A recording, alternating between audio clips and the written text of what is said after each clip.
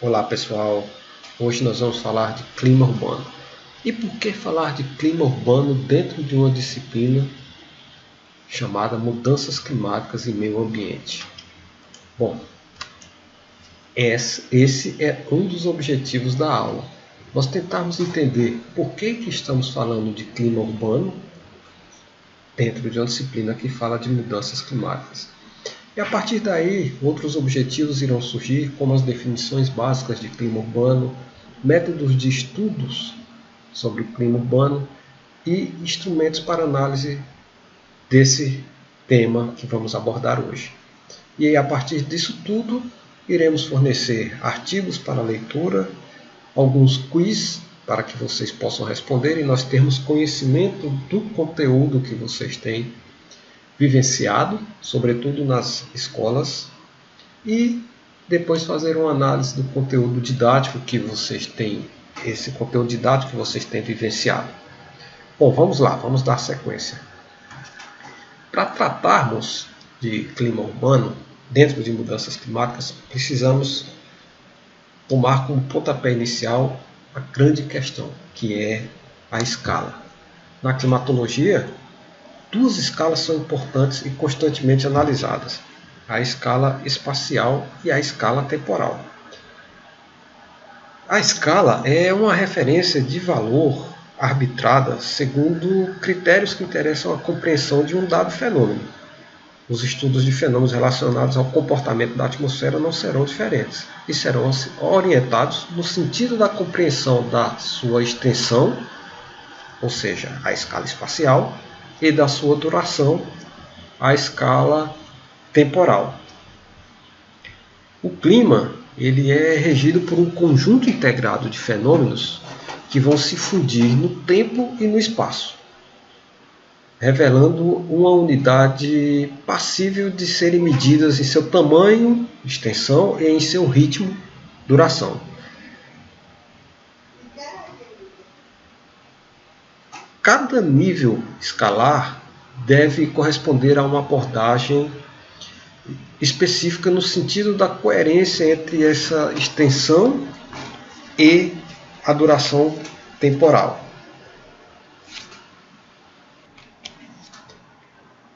De maneira resumida, nós podemos encontrar em alguns livros didáticos uma separação das escalas climáticas nos seguintes níveis: níveis macroclimáticos, níveis mesoclimáticos e níveis microclimáticos. Um exemplo disso é o livro do Ayoade, que trata de climatologia tropical. Essa classificação, essa taxonomia, ela considera as possibilidades de interação ao longo do tempo e do espaço entre os fluxos de energia, matéria e os elementos condicionantes de toda essa relação climática. Sobretudo, a radiação solar, a curvatura da Terra e os seus movimentos de rotação e translação. Aí, só uma curiosidade. O nome climatologia, a parte clima, vem de inclinação. Apenas uma curiosidade para vocês. Então vamos lá. A macroclimatologia ela está relacionada com aspectos dos climas das amplas áreas do globo, as amplas áreas da Terra, e com os movimentos atmosféricos em larga escala. O nível mesoclimático ele está relacionado à interação entre a energia disponível para o processo de evaporação e de geração de campos de pressão e as feições do meio terrestre. Como se fosse a mesoclimatologia ela está preocupada com o estudo do clima em áreas relativamente pequenas, entre 10 a 100 km de largura, por exemplo.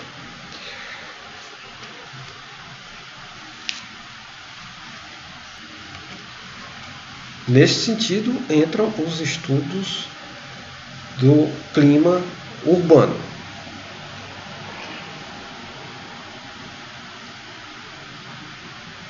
Já a nível microclimático, há uma interação entre os sistemas ambientais em uma escala espacial com menos de 100 metros de extensão. A microclimatologia é muito utilizada em estudos de agroclimatologia para determinar os fluxos de radiação e de interação entre a radiação solar e a superfície terrestre e o desenvolvimento de culturas agrícolas, por exemplo. Já o clima local, ou também chamado de mesoclima, a modificação da circulação regional ocorre no sentido da produção das diferenças climáticas locais, que podem ser provocadas pela superfície ou podem potencializar certas propriedades já pré-existentes no fluxo regional, ou seja, no fluxo do clima regional. E onde é que nós vamos ver essa influência? Por exemplo, a influência da superfície da Terra com relação a uma montanha, gerar uma ampla circulação interna entre a montanha e o vale, e com isso ter um direcionamento térmico do vento em oposição aos efeitos passivos da topografia. Nesse tipo de clima é que se destaca o papel do relevo, que cria situações de barlavento e solta-vento, o que influencia o fluxo da circulação da superfície, ao mesmo tempo gera condições para condensação do ar, a barlavento, as chuvas orográficas, e ressecamento do ar, a solta-vento, a vertente seca, ou seja, sombra de chuva. Um detalhe é que a ação conjunta desses parâmetros é suficiente para provocar variações no clima regional, gerando as feições dos climas locais. A ação antrópica na criação de climas locais pode ser vista sob dois aspectos, que atuam geralmente em conjunto. De um lado, deve-se considerar a capacidade que a sociedade tem em alterar a cobertura do solo, substituindo a vegetação natural por agricultura e por edificações, por exemplo. Por outro lado, são cada vez mais significativas as alterações provocadas pelas atividades humanas na composição da atmosfera, introduzindo gases e materiais particulados que irão intervir no balanço de radiação e na retenção de umidade e calor sensível na atmosfera.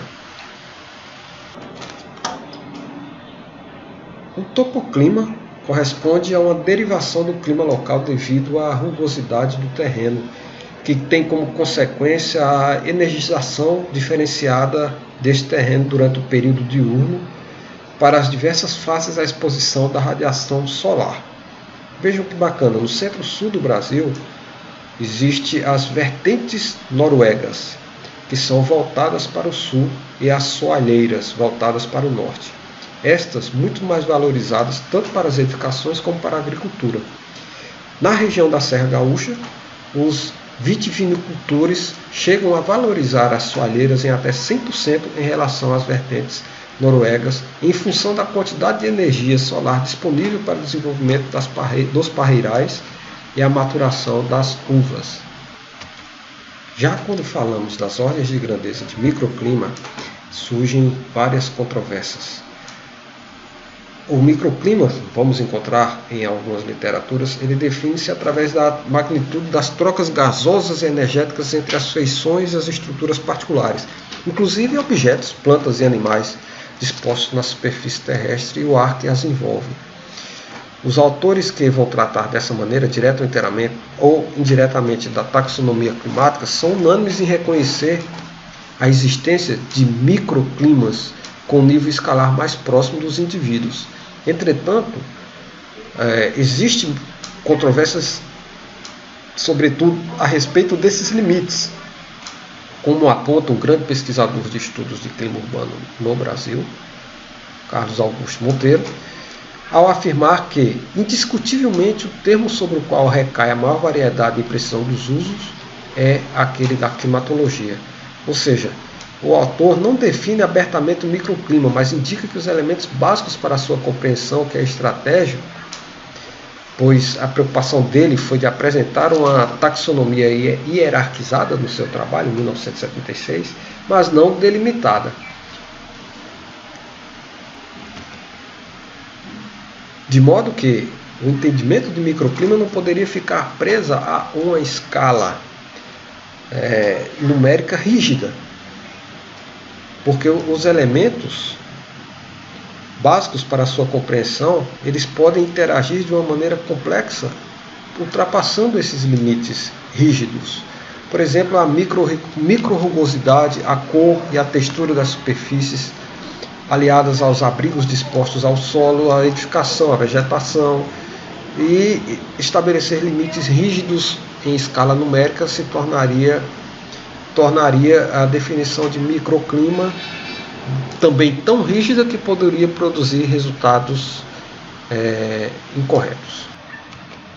Para dar continuidade, um pouco de história sobre os estudos de clima urbano. Não são estudos recentes, apesar da temática estar sendo abordada cada vez mais, mas em 1818, o químico Howard já escreveu em seu livro uma relação entre clima e mudanças nos valores de temperatura, contaminação do ar, que ocorriam em cidades com mais frequência do que aos seus arredores. Depois, em 27, em Viena, foram obtidos dados, já começaram a fazer análise de dados, que serviam de base para a confecção de um mapa urbano de temperatura. Após a Segunda Grande Guerra, ocorreu um crescimento das áreas metropolitanas e o aumento da industrialização. A partir daí, começaram a intensificar-se os estudos sobre o clima urbano, tornando-se evidente a contaminação da atmosfera das cidades e o aumento de temperaturas em algumas áreas. Os trabalhos foram se multiplicando na Europa e depois chegaram até a América do Norte. Londres, os estudos em Londres podemos dizer, foram precursores dos estudos de clima urbano moderno. E o Brasil, os estudos se iniciaram em São Paulo, tendo como um dos seus personagens mais importantes o professor Carlos Augusto Monteiro, que publicou o livro O Clima Urbano. Como definições básicas, podemos resumir o clima urbano como o próprio Carlos Augusto Monteiro coloca em seu livro. Ele elaborou o chamado Sistema de Clima Urbano, e dentro desse sistema ele divide em 3 eixos ou 3 campos de abordagem para os estudos de clima urbano. Campo térmico, que está muito relacionado a, claro, temperatura, conforto, e aí eu abro um pensamento para nós que moramos aqui num local tropical, quente e úmido, se é conforto ou desconforto térmico. Ilhas de calor é outro tópico que é muito abordado dentro do campo térmico. Campo higrométrico são as chuvas, e como tratar chuvas como clima urbano, nós vamos ver posteriormente. E o campo da poluição do ar, o campo químico ou campo da poluição do ar. Bom, indo ao campo térmico, trago a vocês essa figura, que ela é muito ilustrativa para estar sempre presente quando se fala de clima urbano, tanto em livros didáticos quanto em apresentações. É comum nós encontrarmos essa figura. O que é que ela representa? Uma cidade, onde nós temos uma área urbana, do centro da cidade, comércio, bairros residenciais, e migrando para a zona rural, na sua borda esquerda, e o que tenderia também a sua borda direita, uma zona rural, a parte mais suburbana antes da zona rural, e parques existentes aqui na cidade. Neste eixo nós temos os valores de temperatura, certo? E esta linha, essa imagem aqui que poderia ser assemelhada a uma linha e preenchida, né, com temperaturas, elas representam exatamente os valores das temperaturas. E o que ela está nos dizendo é que em determinados pontos dessas áreas há picos de temperatura e em outros há uma redução da temperatura. Depois nós podemos ter outro aumento de temperatura e redução. E as temperaturas elas tendem a aumentar em direção ao centro e diminuir em direção às bordas, aos subúrbios e à zona rural. Bom, por que isso ocorre? Bom, de um modo geral, nós podemos dizer que as cidades elas constroem-se a partir da sobreposição de um meio natural pré-existente, através da remoção da cobertura vegetal para a instalação de bairros, ruas e casas.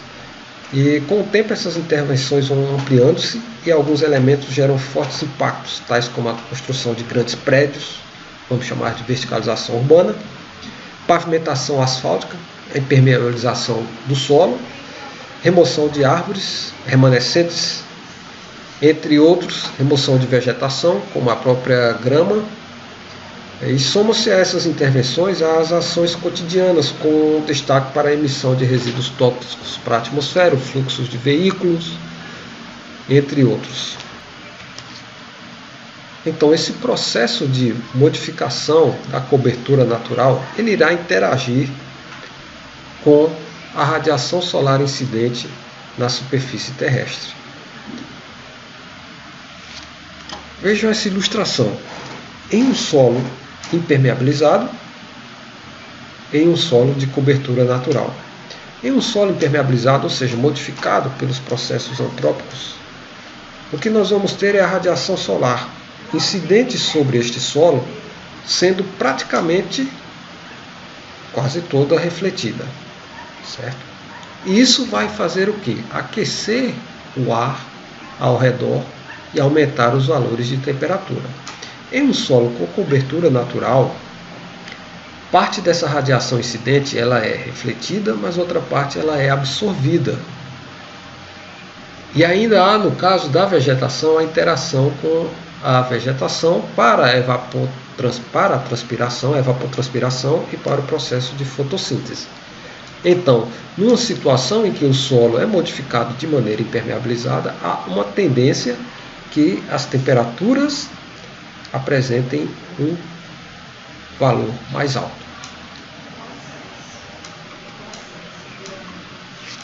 Nesse slide seguinte, eu trago um trabalho nosso do grupo de pesquisa aqui da UFPE, uma tese de doutorado, em que apresenta os valores de temperatura. Em destaque aqui não tem os valores numéricos, mas eu estou sintetizando para vocês que os valores mais escuros apresentam temperaturas mais elevadas e os valores mais claros temperaturas mais baixas, e que apresenta diversas características de mudanças ao longo do espaço geográfico dos valores de temperatura.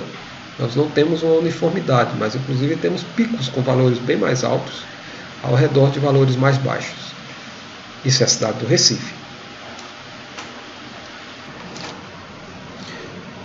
Então, analisando a cidade do Recife, nós podemos dizer que vamos ter temperaturas mais altas saindo do centro da cidade, do centro do Recife, e ao ir em direção à zona oeste, diminuição dos valores de temperatura, o que de fato é perceptível, e nós sabemos disso e percebemos isso. Mas há algumas nuances muito interessantes do clima urbano dentro da cidade do Recife. Os estudos clássicos de clima urbano, eles dizem que o desenvolvimento das ilhas de calor, eles tendem a ser radiais, um ponto no centro com os maiores valores e diminuir em direção ao raio. No nosso caso de Recife, esse desenvolvimento radial ele não acontece desta maneira, porque os picos de temperatura eles tendem a acontecer de acordo com a expansão das edificações e do desenvolvimento da ocupação do espaço, desenvolvimento econômico da ocupação do espaço, das transformações do espaço, ao longo da cidade da região metropolitana, que ocorreu e ocorre ainda, principalmente no eixo norte-sul. No eixo norte-sul, com os centros expandindo em algumas áreas, com valores mais elevados de temperatura. Então é um desenvolvimento de ilhas de calor e de clima urbano diferenciado do que os estudos tradicionais dizem. E ainda há outros detalhes. Recife tem alguns locais em que apresentam uma quantidade de vegetação maior e outros menores, como qualquer cidade, claro, obviamente. Mas essa vegetação ela é muito importante. Por exemplo, o Mangue do Pina, ele funciona como um sumidouro de ilha de calor, ou seja, uma ilha de frescor. E ao mesmo tempo que próximo do Mangue do Pina nós temos o Shopping Recife, em que é um shopping onde o estacionamento ele é horizontal e totalmente pavimentado no concreto, pouquíssima vegetação. O próprio shopping ele tem uma estrutura horizontal, então a cobertura do telhado dele é reflexiva, e essa reflexão favorece o aumento da temperatura. Então o Shopping Recife é o que chamamos de hotspot, é um ponto de altos valores de temperatura, ou seja, um centro dentro de ilha de calor. Recife não teria uma ilha de calor, Recife tem várias ilhas de calor nos trabalhos que nós estamos desenvolvendo, a gente costuma até dizer que Recife é um arquipélago de ilhas de calor. E aí, nesse contexto de ilha de calor, entram os estudos de conforto térmico. Lá na Grécia Antiga também já eram feitos estudos que mostravam que o desenvolvimento das atividades humanas em elevados valores de temperatura caía. Ou seja, havia uma diminuição das funções ao longo dos trabalhos ao ar livre, no sol, quando as temperaturas estavam elevadas. Resumindo, a eficiência humana diminuía em locais com altos valores de temperatura.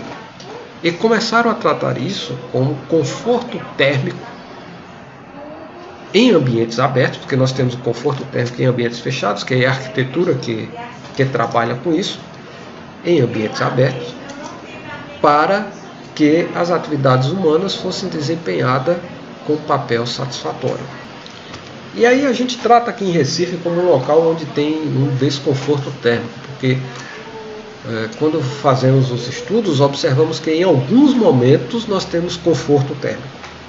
E na maior parte dos momentos as temperaturas são tão elevadas que está desconfortavelmente. Até porque estamos numa região tropical. E em conjunto com a ilha de calor, nós vamos ter regiões mais desconfortáveis e regiões mais confortáveis.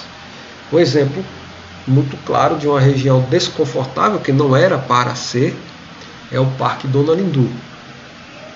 Porque é um parque onde há espaço para atividades e práticas sociais, esportivas e de lazer, inclusive com crianças, mas não é muito arborizado e apresenta um alto valor de desconforto térmico ao longo do dia. Então é um parque que você não consegue utilizar em vários momentos do dia pelo desconforto que ele produz.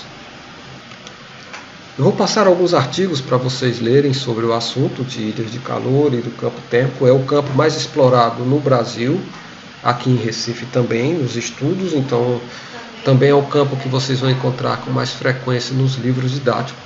Quando falamos do campo higrométrico, nem sempre encontramos, mas encontramos de outra maneira. O que seria o campo higrométrico? Vamos pensar que é o campo da pluviométrio, da precipitação.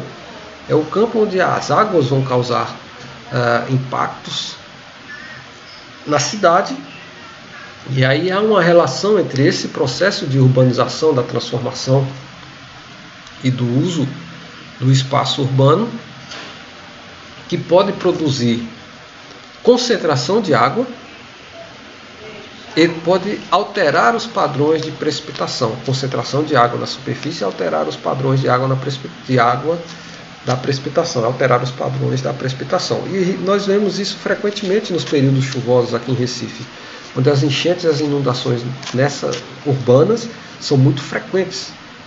Elas são fenômenos naturais, mas são intensificados pela ação antrópica, pela pavimentação, pela rede de esgoto, saneamento básico inadequado, pela drenagem do solo, que é totalmente alterada. Então nós temos um processo do campo higrométrico muito presente na cidade do Recife. E alguns impactos, como deslizamento de massa nas áreas de morro, são frequentes nessa região metropolitana aqui. E ficou uma sugestão de um livro para vocês darem uma olhada. Esse livro que fala Tapacurá, Viagem aos Planetas dos Boatos.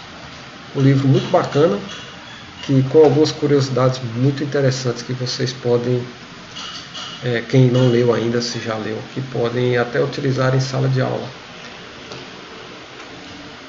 Eu lembro de uma curiosidade em específico que foi alguns anos atrás, em que houve um boato que Tapacurá estava para se romper. E nessa época eu estava dando aula na universidade e começou a haver um corre-corre. Era uma aula no período da tarde. Um corre-corre muito grande, e as informações eram que Tapacurá tinha rompido e ia inundar a cidade do Recife. E o histórico não é muito interessante dessa inundação anterior. E eu decidi liberar os alunos, claro, e sair da universidade. Encontrei, quando eu estava passando, liguei para minha esposa, para saber se ela tinha alguma notícia. Ele não tinha nenhuma notícia. E quando eu estava saindo, eu encontrei um carro da polícia e perguntei aos policiais o que é que estava acontecendo. E eles disseram: olha, rompeu, corra para casa, vá-se embora para casa. E aí entrei em contato na época com o pessoal do ITEP. Não tinha a APAC, era o ITEP, para saber o que tinha acontecido. Não tinha acontecido nada. O que ia chegar era pouquíssimo. Tinha vertido, mas não tinha rompido. E o volume de chuva que iria aumentar, o volume de água que iria aumentar era pequeno. E realmente foi. Então já é um retrato de que havia fake news nesse período aí. Bom, seguindo, o campo da poluição atmosférica, ele é o menos estudado, porque é caro para se fazer pesquisas desse tipo. Particularmente aqui na região metropolitana, os estudos estão iniciando agora.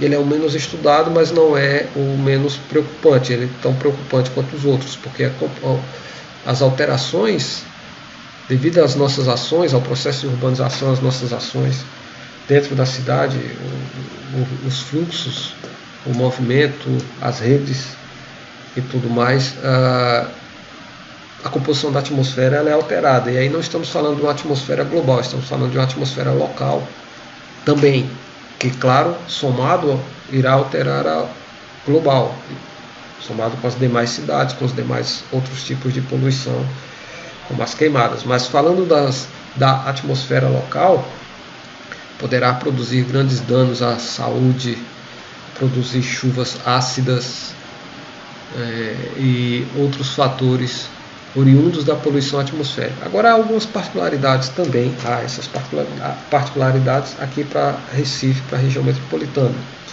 Uma delas é que nós temos ventos constantes, os ventos alísios, que eles diminuem e aumentam de intensidade ao longo do ano, mas eles estão sempre presentes.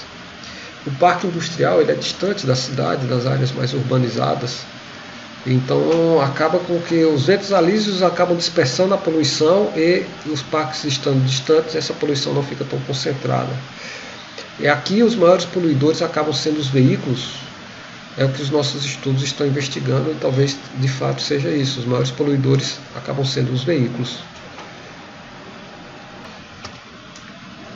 Um campo que não é abordado nos estudos clássicos de climatologia urbana, mas que depois que nós começamos a investigar, alguns outros pesquisadores também estão investigando, é o campo do vento. Por conta dos ventos alísios, nós estamos observando que em Recife o vento tem um papel muito importante na concepção de clima urbano. Nessa imagem aqui, foi tirada lá em cima do Cefiche. Geralmente eu levo os alunos para fazer a visita lá no mirante do Cefiche para a gente observar isso, mas não estamos no momento adequado. Nós observamos um paredão de edifícios na cidade do Recife, lá na orla, no sentido norte-sul, como eu tinha indicado para vocês. Isso faz com que os ventos alísios eles diminuem de intensidade por conta dessa rugosidade. Lembram lá das escalas que nós falamos, das escalas climáticas no clima local? Então, os ventos irão diminuir de intensidade, ao modo que algumas regiões por trás desse paredão de edifício irão apresentar valores de temperatura mais altos do que propriamente regiões onde estão construídos edifícios.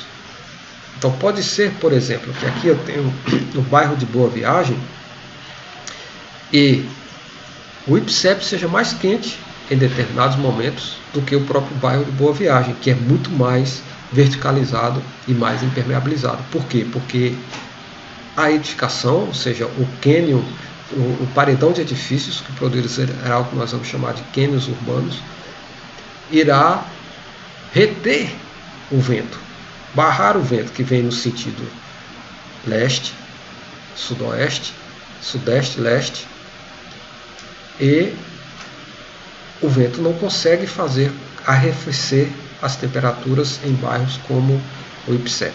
Então isso é um detalhe que vem sendo observado. E nós observamos também que há algumas janelas, como essa aqui em azul, que é um espaço mais aberto, onde de repente há uma canalização do vento e acaba produzindo valores no campo higrometeórico maiores, ou seja, a concentração de chuvas em algumas áreas, em vertentes, como no bairro da Várzea, com volumes de chuva maior do que em algumas regiões, como no Pina, como São Martinho, por exemplo.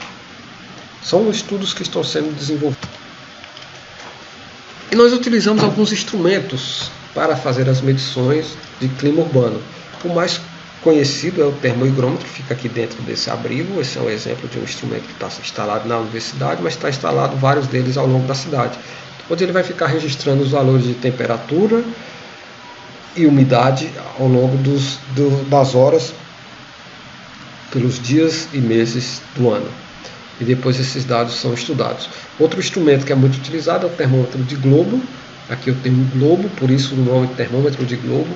Ele está simbolizando um corpo negro, que aí entra aquela relação de albedo, temperatura, absorção e reflexão da radiação solar e o aumento de temperatura ao redor.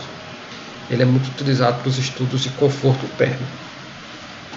Um outro instrumento que utilizamos é o medidor de material particulado, que é para emissão de gases na atmosfera, e os instrumentos instrumentos mais modernos também, como o drone para fazer o monitoramento aéreo e as medidas de temperatura e da paisagem, de modo que a gente possa fazer uma análise mais próxima da realidade da distribuição dos valores de temperatura.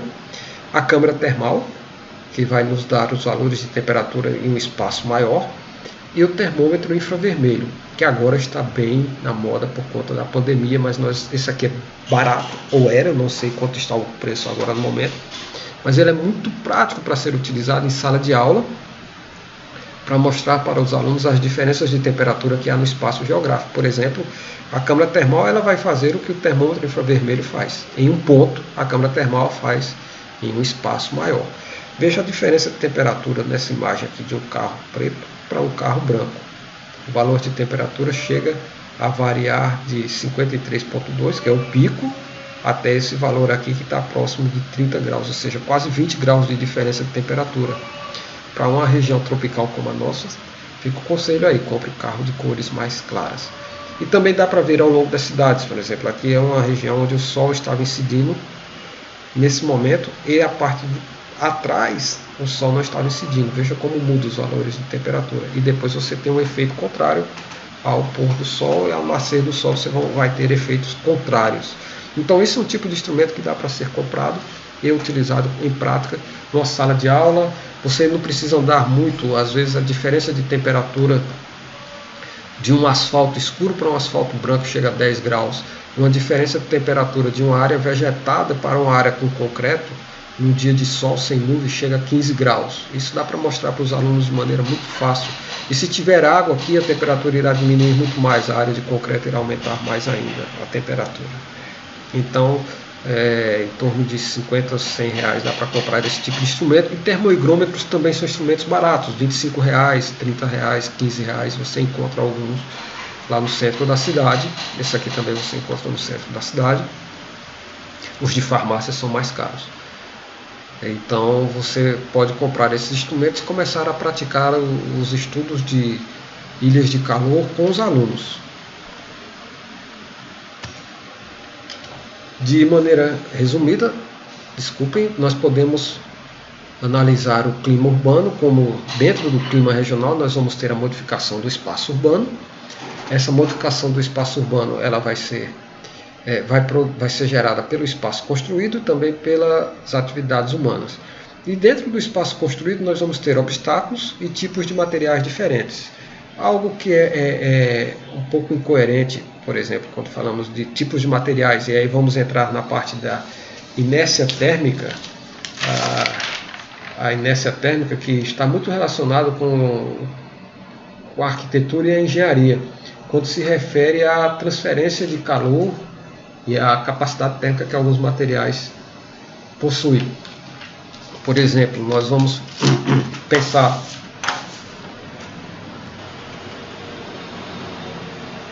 aqui em Recife em construções e edifícios construídos com espelhos, o que é uma grande incoerência para uma região tropical, não só Recife, mas para uma região tropical, porque são espelhos que vão refletir a radiação solar incidente, tornando o ambiente interno mais frio e o externo mais quente.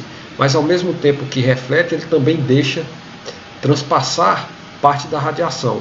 E aí se utiliza de gasto de eficiência térmica, ou seja, condicionadores de ar-condicionado, para diminuir as temperaturas. E os motores dos ar-condicionados, eles esquentam. E vai criando uma temperatura maior do lado de fora para tentar esfriar o que acontece do ambiente interno. Então nós temos um problema sério aí do tipo de material que é utilizado. Claro que o uso de paralelepípedos em regiões do interior era porque a matéria-prima era mais acessível. Mas vejam como era inteligente, sem querer, é um tipo de construção, um tipo de material utilizado, inteligente, onde você não impermeabiliza totalmente o solo, porque há passagens, e a cor do material, ela absorve, permite a absorção, por conta do tipo do material e a sua cor, ela permite a absorção da radiação solar, diferente de alguns asfaltos escuros. Então utilizar asfalto escuro numa região tropical também não é uma boa sacada. A diferença de temperatura entre um asfalto com paralelepípedo e um asfalto totalmente de piche chega a 20 graus. Então aumenta bastante. E tudo isso vai culminar aqui nas atividades humanas. Nós vamos ter o tráfego, o aquecimento produzido pelas indústrias, ou seja, o que vamos chamar de calor antrópico, e tudo isso vai aumentar a temperatura. Dentro do outro campo entra a poluição, que pode afetar o efeito estufa. Os núcleos de condensação são os núcleos necessários para a formação de chuva, que podemos ter uma intensificação durante alguns períodos do ano dos núcleos de condensação. Então isso produz pancadas de chuva muito grandes em algumas cidades que apresentam alto nível de poluição, como São Paulo, por exemplo. E questões de névoa, e tudo isso vai culminar no aumento da precipitação, que aumentaria os valores do campo higrotérmico. Bom, indo para esse outro trecho, a formação de ilhas de calor, e juntando os dois, poluição, aumento da precipitação, ilhas de calor, juntando os três, temos o clima urbano. Esse resumo foi publicado em Garcia, 1996. Essa tabela aqui é apenas para ilustrar que os valores de mudança dos componentes meteorológicos devido à urbanização. É uma média, claro, feita por Landsberg em 1981, em Londres. Valores de temperatura podem alterar de 0,5 a 1 grau, dependendo do tipo de material que você vai utilizar com as áreas rurais. E esses valores podem ser maiores durante o inverno, e a precipitação pode mudar muito. O que a gente observa hoje em dia nos estudos mais frequentes é que esses valores podem chegar a 4, 5, 6 até 8 graus aqui mesmo em Recife, comparado com as áreas de subúrbio ou áreas mais afastadas da cidade, não propriamente a zona rural. Mas fizemos estudos comparando o bairro da Várzea com Boa Viagem e os bairros do Centro Antigo, Casa Amarela e outros bairros da cidade, e observamos sim que as temperaturas tendem a ter valores bem diferentes. E algumas sugestões de ações que podem ser abordadas em sala de aula é quando estiver conversando com os alunos sobre a expansão territorial urbana, e procurar também mostrar que essa expansão territorial urbana terá impacto no clima, ou seja, na mudança do clima, não na mudança do clima global, estamos falando da mudança do clima urbano.